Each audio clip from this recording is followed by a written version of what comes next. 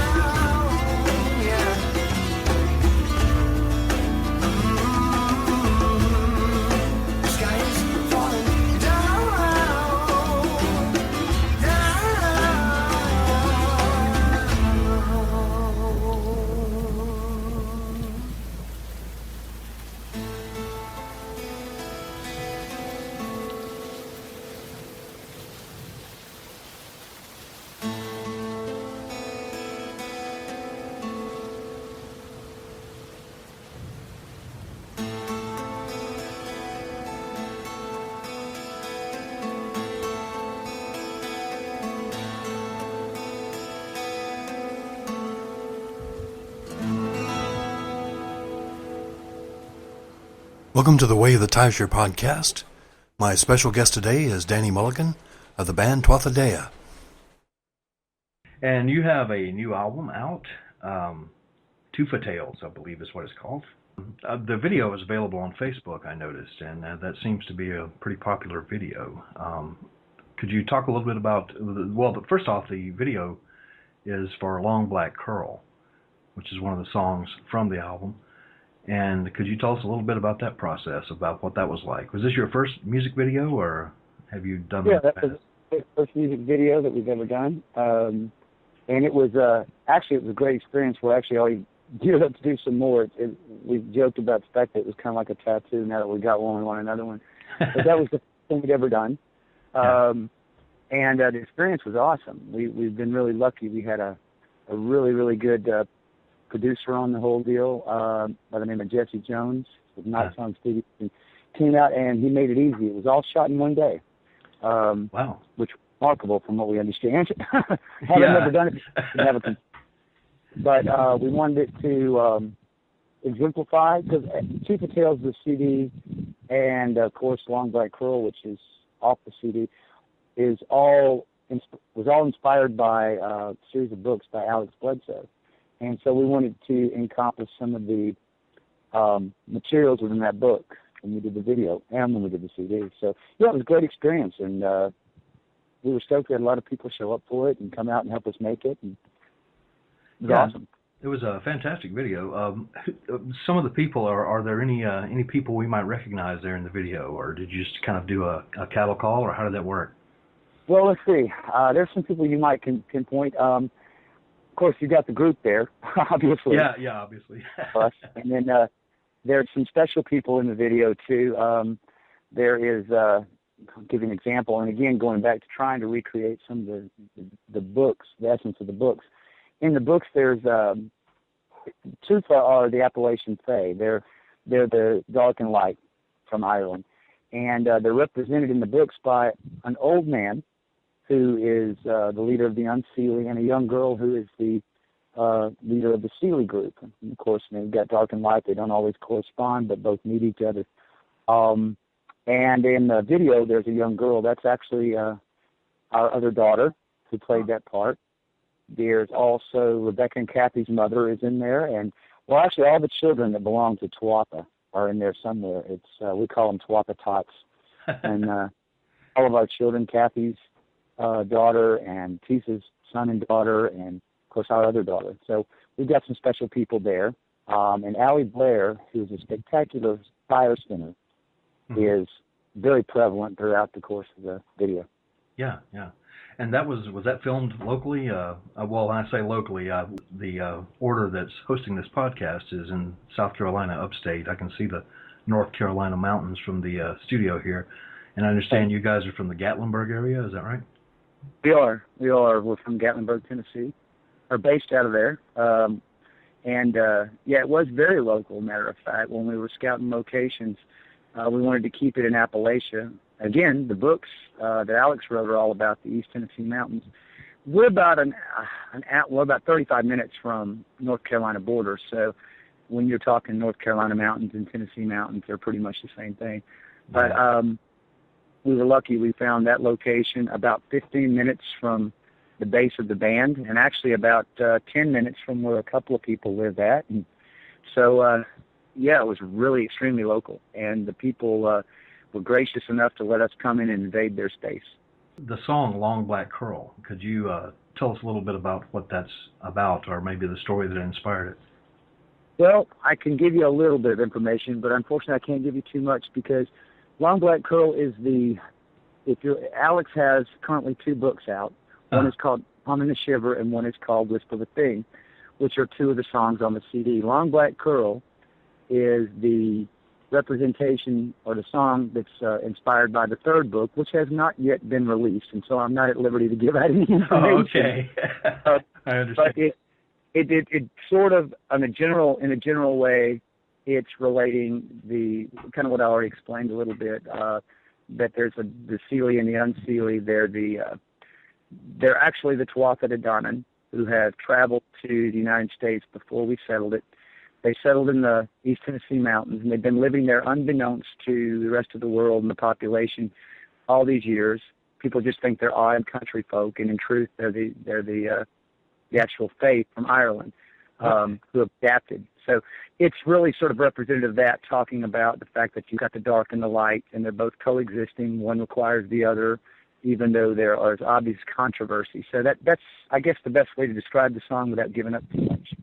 One of the things I was doing some research on was Cherokee spirituality, and I came across the idea of the little people with the Cherokee, so it kind of fits in together there that when the Irish and Scottish immigrants came over, they already had their own legends of the little people, and then they meet with the Cherokee who have the same legends. So I don't know if he will be touching on that in the book or not, but that was a pretty interesting thing to see that there were so many similarities in some of the spiritual beliefs there.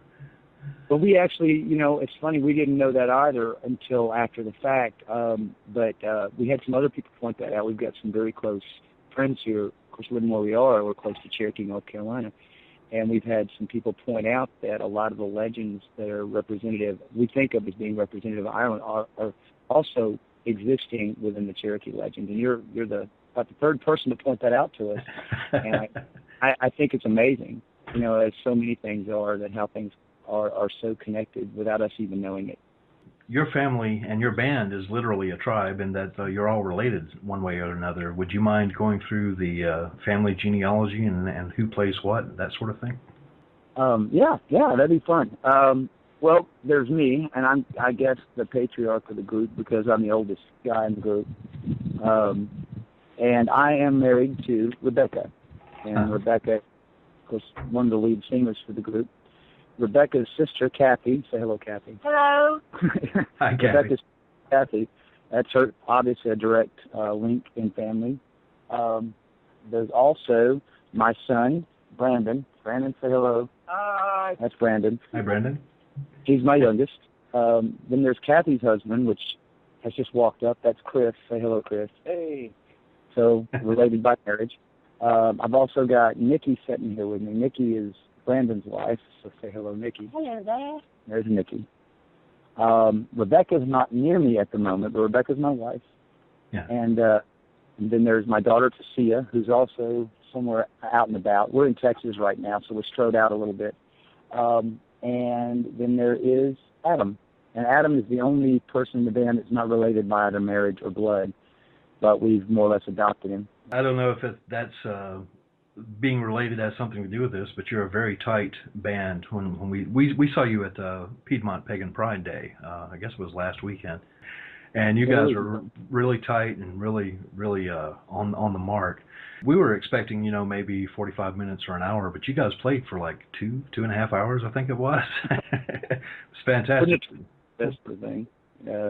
We have a hard time playing short sets. Yeah. And, I was kind of expecting the hits and everything, but you also threw in some rock and roll. Being a child of the 70s myself, I really appreciated some of the stuff you guys did.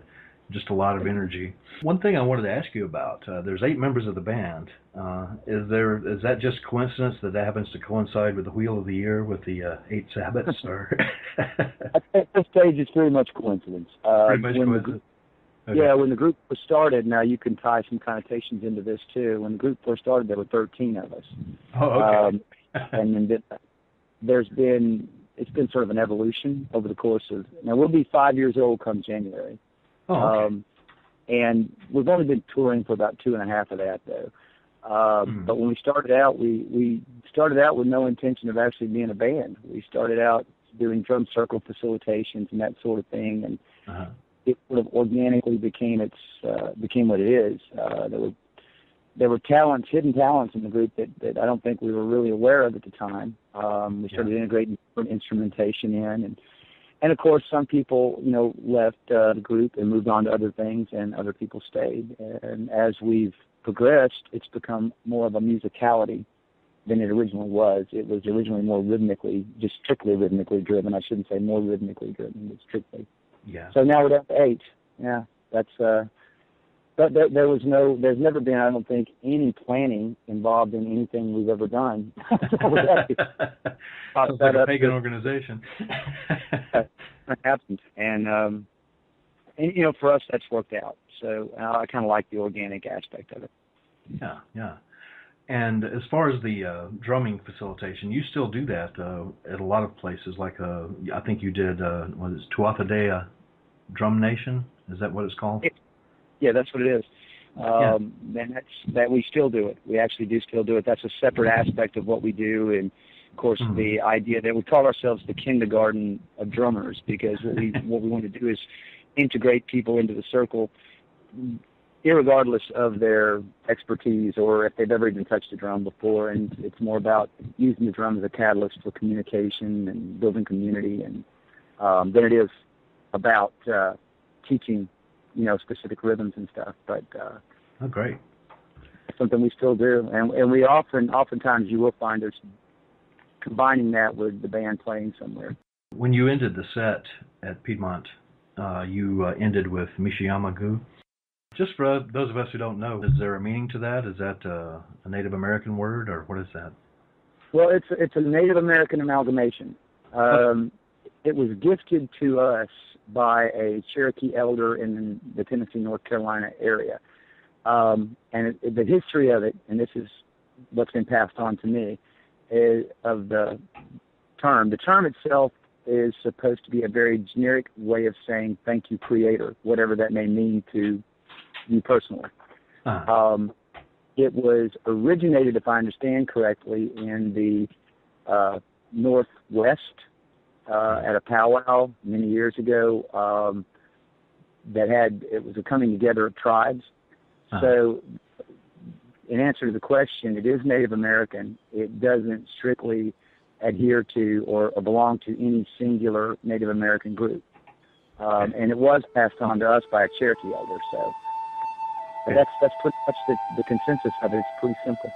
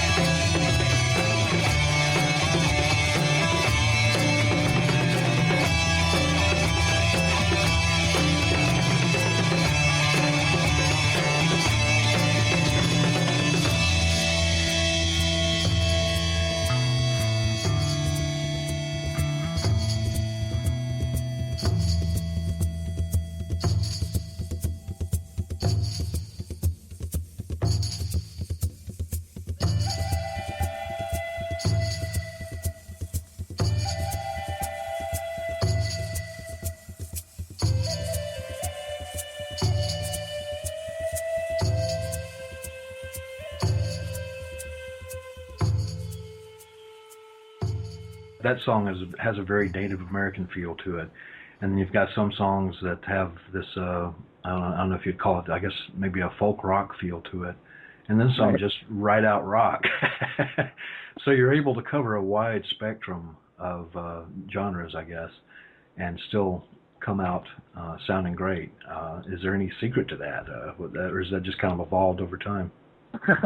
Well, I think we've never really tried to put a cap on ourselves. And again, going back to the fact that we didn't particularly, it wasn't like one day let's be a band. And so there was no actual direction. Yeah.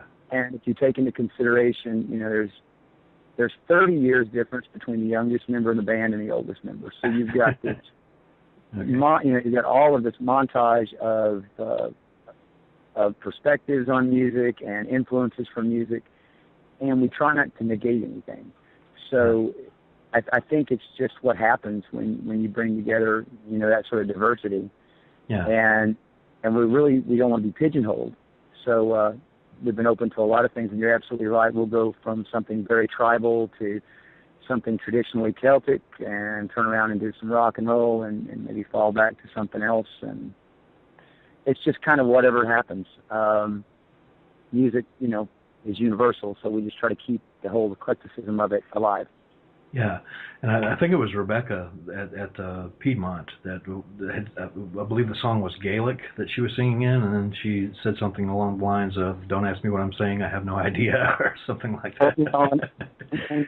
throws me a punch in the head one of these days because I've thrown her under the bus for that stuff a bunch of times. That song is Gaelic. It's Allendine. It's an traditional song. It has an amazing backstory to it. She sang actually. Yes, she was singing in Gaelic. She studied the song and learned how to do that. And then, of course, I don't know if we did it at Piedmont or not. She also does a cover of Mama Africa's Kalaleza where she sings in African. And she doesn't speak that language either. And we've got a song called Akasha where she's singing in Hindi, and a song called, Mishi Amadou, of course, is not her native tongue either. Yeah. So she owes me a punch in the head one of these days. I keep having her sing languages. Yeah. And she does an excellent job, and she does a lot of research to make sure she does it, sings it appropriately, even though she doesn't speak that language.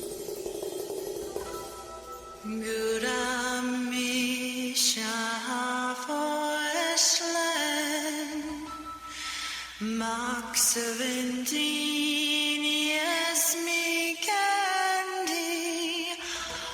Oh,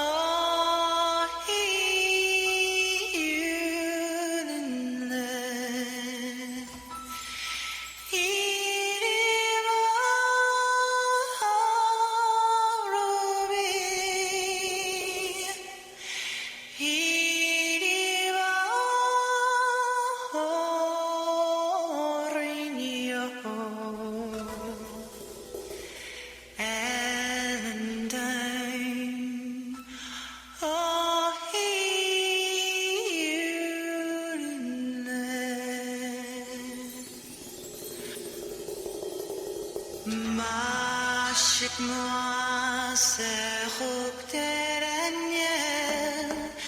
marche les pirogues ming. Oh,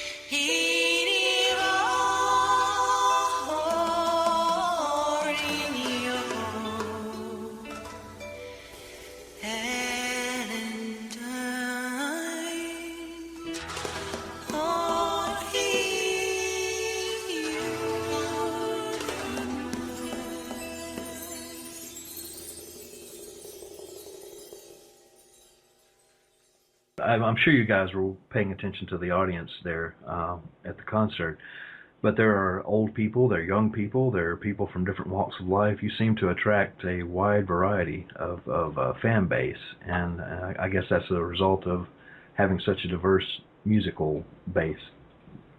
I hope so. I think maybe it goes back a little bit to the rhythmic aspect of things, too. Yeah. We were a little shocked and surprised, too, to see what our actual demographic was. I mean, that's surprised in a very good way to see the wide range of ages and genders, and it sort of seems to cover everything. Yeah. I think maybe a little bit. I think it goes back to the rhythmic aspect, and I think you nailed it on the head. I think it's the eclectic aspect of it. There's not like a singular direction where, I don't really like that particular type of music. We jokingly tell people, if you don't like this song, hang around for the next one, because it's probably nothing like the one we just did. You have worked with some of the bigger names in, I guess we can call it pagan music. You've worked with Dave the Bard, Windy Rule, those people. What was that like? That was amazing. That was the inspiration for the CD before this last CD that we did, the CD The Tribe. And we had, we've been touring for about 2.5 years, and we recognized the fact that we've been fortunate and really lucky to work with some of these people. I mean, just, coming in contact with them and being able to play on stage with them and interact, and knew that we wanted to do something communal. We were just blown away by the fact that they all just stepped right in and jumped in there. And the tribe itself is, even though the music was all written by Tuatha Déa, all these people came in and added their touches. Yeah. And had Dave the Bard, like you said, I mean, just amazing. That Windy Rule, Celia Theron, Murphy's Midnight Rounders, and Spiral Rhythm all came in and helped us create this CD. And that was, and still remains, one of the most epic moments, I think, of our little short career so far. It's that they would do that. And I think only in pagan music do you actually see that, to be honest with you. As we do a lot of different circles. I mean, we do Celtic circles too. We do mainstream stuff. You don't see that sort of immediate coming together that you do in the pagan music world. And we hope to do that again someday. Matter of fact, it's kind of on our to-do list. We'd like to do another Tribe CD at some point and see who else is willing to step in and help us create music. So, that blew us away. We're still blown away by it. Yeah, and that was a fantastic album, too. As a matter of fact, that's how I found out about you guys in the first place. I was looking up Dave the Bard videos and found the one with you and him playing together. Was that at Pagan Spirit Gathering, or where was that? Yeah, that was Pagan Spirit Gathering. That's where we met Dave at, up in Illinois. Yeah. Oh, great. And what do you have coming up in the near future? Well, at the moment, we are, you mentioned the video earlier, and I think I made the statement that we've kind of got the bug now. We're on tour in Texas at the moment. We're already in Texas. I think we're in Austin right now. We were in Wichita Falls a couple of days ago. We'll be in Dallas. We'll be in Houston. We'll be going through Louisiana. We'll be at the Pagan Pride Day in New Orleans. And then we'll be up at the Festival of Souls in Memphis. And we've got a few more things going on this year. I think we're going to take the latter part of the year off and focus on the videos. And there's some discussion about maybe doing, I don't want to give too much away, and we haven't gotten too far into it, but we've been talking about the idea of doing some collaborative stuff as we go into the new year with some other groups. But the videos are the main focus, and as we go into next year, I don't know, we're always writing stuff. We don't have any plans for another CD at the moment, but I'm sure that will probably change. I didn't have any plans for Tuatha Tales either, and that happened. Yeah. So. Are you the main writer, or do you all take a shift, or how does that work? Well, it's everybody's involved. Everybody's part of the writing process. I would say I'm the main lyricist. Or the person who, comes up with the words and such, but everybody integrates their own parts. We'll create a piece of music, for example. Somebody may step in and they have a guitar part, and then Nikki grabs the mandolin and she puts her touches on it, and Brandon does what he does with his lead guitar. So it's an organic process, basically. Again, I use that word organic. It just sort of evolves out of somebody starting something, and somebody else adds something to it. So I get to take credit for most of the lyrics. I'm assuming that you guys practice some form of paganism. Is that a correct assumption, or?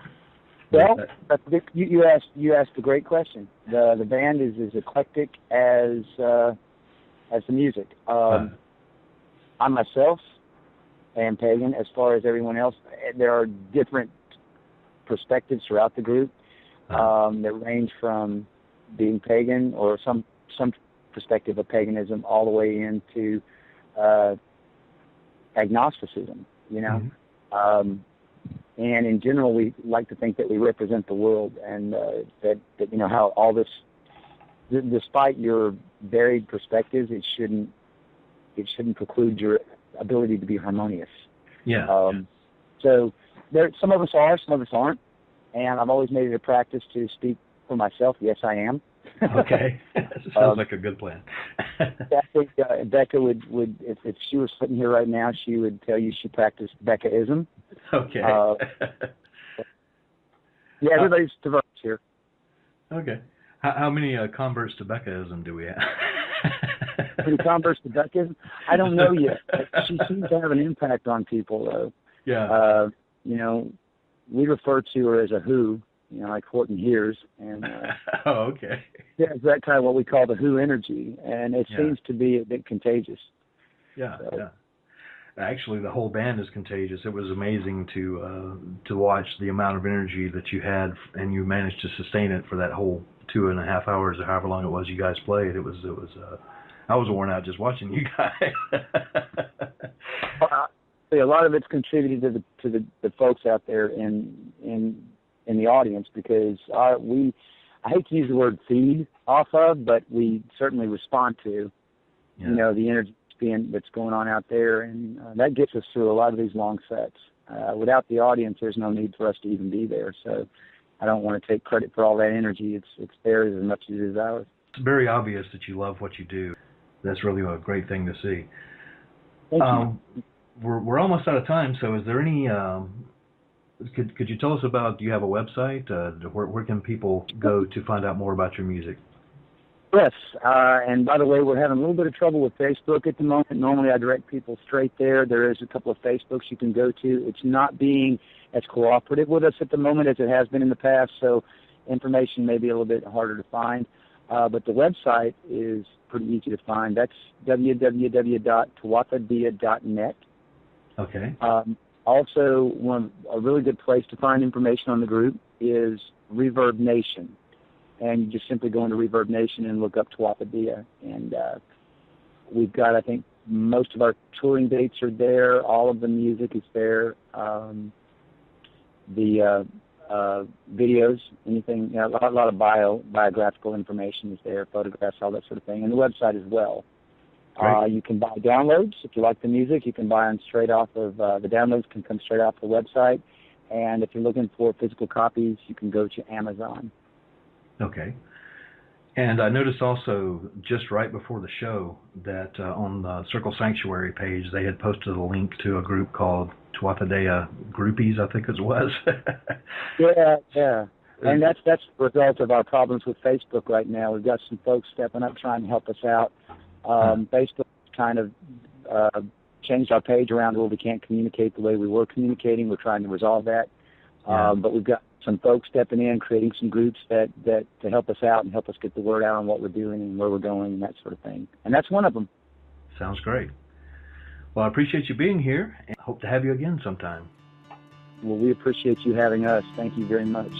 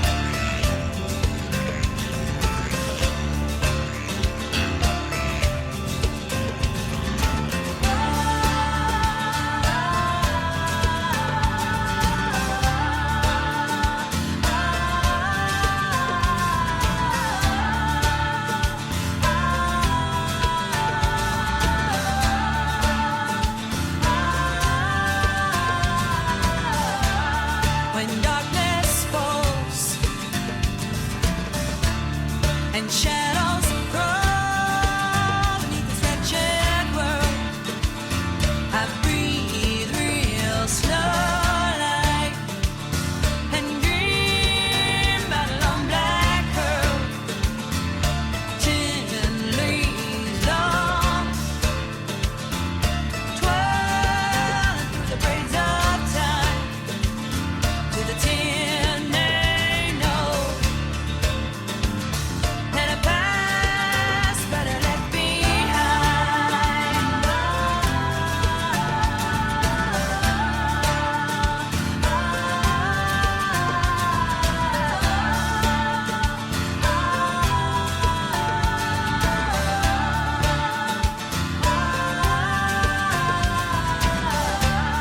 when darkness falls. Gonna wrap my head round a long black curl and groove my song, yeah, in a sealing, unsealing swirl.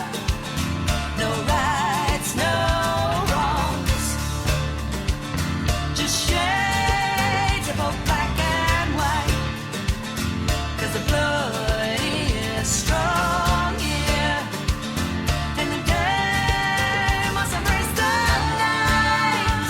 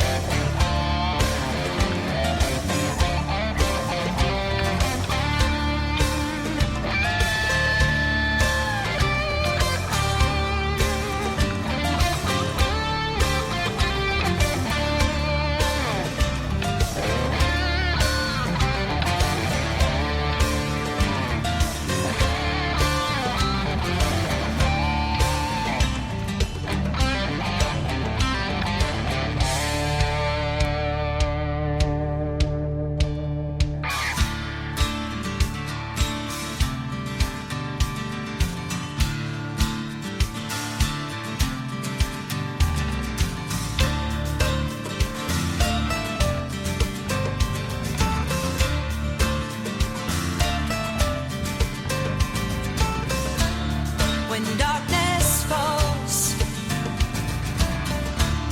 old shadows crawl within a hazy swirl. We'll heed the call, yeah. An old man and a little girl, two ancient nights, opposing sides within a brave new world. Are the ties that bind, tattered strands of a long black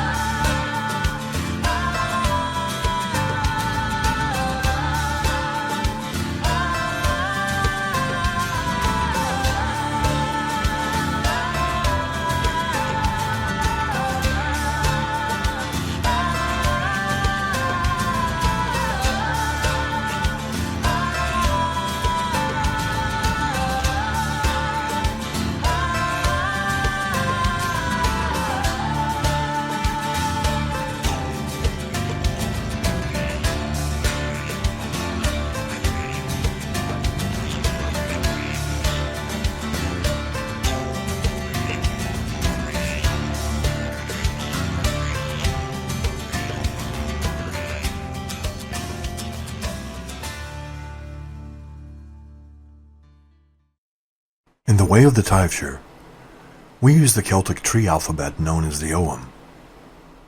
In this section of the podcast, we will present one character of the Ogham each week, offering information on the meaning of each letter of the Ogham alphabet, trees associated with each letter, the healing and magical properties of each tree, gods and goddesses associated with each tree and letter, and the divinatory meanings of each letter of the Ogham. Since we will be discussing medicinal uses of the plants in this segment of the podcast, please remember that herbal medicine requires caution and practice. None of the medicinal uses discussed on the Way of the Taibhsear podcast should be attempted by a novice. Some parts of the plants of the Ogham are poisonous, and people with allergies should also be aware of the potential allergic reactions to plants. If you are interested in herbal medicine, find a skilled practitioner and take lessons. Do not attempt to use medicinal plants without the supervision of an expert.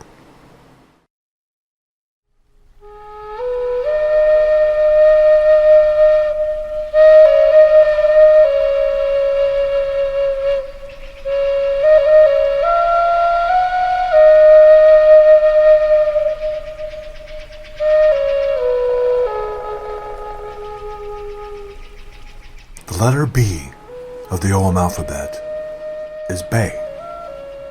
It is represented by the birch. The divinatory meaning of the birch is beginnings, birth, and starting over.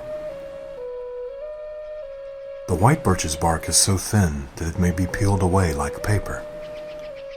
Scholars believe that the word birch came either from the Sanskrit word burga, which meant a tree whose bark is used for writing upon, or from bare, meaning shining white. An infusion of birch leaves can be used to break up kidney and bladder stones. Birch bark can be used as an astringent. Tea made from the inner bark of the birch and its leaves can be a mild sleep aid. Birch sap can also be boiled down into a syrup and makes a natural sweetener when used in this way. John Josselyn, in a book written in 1672 called Herbs of New England, said that the bark of the birch is used by the Indians for bruised wounds and cuts, boiled very tender and stamped between two stones to a plaster, and the decoction thereof poured into the wound. The leaves of the birch are an astringent and can be crushed and made into birch tea, which may be used as a laxative. Birch tea also makes a good diuretic. It's especially effective for eliminating the germs that cause cystitis and urinary tract infections.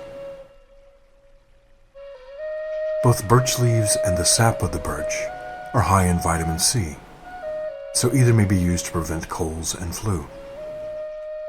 Birch bark may be used externally to ease muscle pain. This is done by soaking the bark in hot water and laying it on the affected muscles, with the interior of the bark in contact with the wound.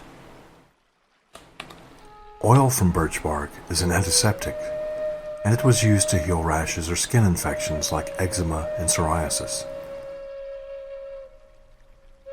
Birch is one of the 9 firewoods to be added to the balefire for the festival of Beltane or Belchania, which is May 1st. The 9 sacred woods of the Balefire are birch, oak, rowan, willow, hawthorn, hazel, apple, grapevine, and fir. In the Way of the Taibhsear, there are 3 pillars of wisdom. These are represented by the birch, the oak, and the yew. In the Way of the Taibhsear, birch symbolizes the first degree of learning. It is said that if a birch tree leaves a white mark on your forehead, that you'll go mad. And if a birch leaves a mark over your heart, you're destined to die soon.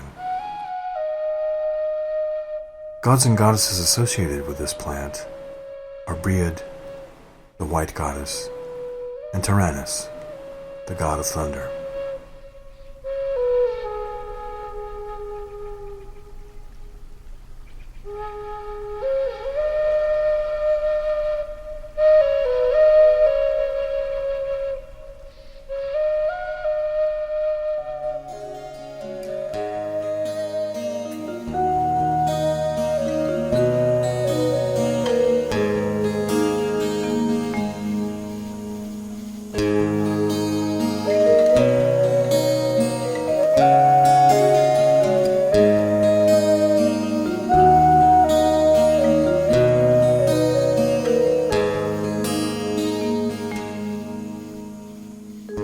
You've been listening to The Way of the Taibhsear with my special guest, Danny Milliken of the band Tuatha Déa.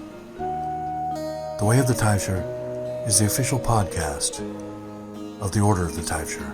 You can learn more about us at taibhsear.com. That's taibhsear.com. We'd love to hear listener feedback. Get in touch with us by emailing us at podcast@taibhsear.com. Again, that spelling is taibhsear. If your Grover Circle has an upcoming event you'd like to hear us feature it on the podcast, let us know. The Way of the Taibhsear is a weekly podcast. Get your announcement to us at least 2 weeks prior to the event, and we'll try to announce it for you. The Way of the Taibhsear is a podcast about Druidry and paganism as practiced by the Order of the Taibhsear. Paganism is a wide and diverse community, and we don't claim to speak for all pagans. If you have a differing opinion, feel free to get in touch with us, and we can share your comments with our listening audience. We're always looking for interesting guests and topics. If you have a topic you'd like to hear about, or if you're interested in being a guest on the show, please email us at podcast@taibhsear.com. Until next time, blessings of the ancestors.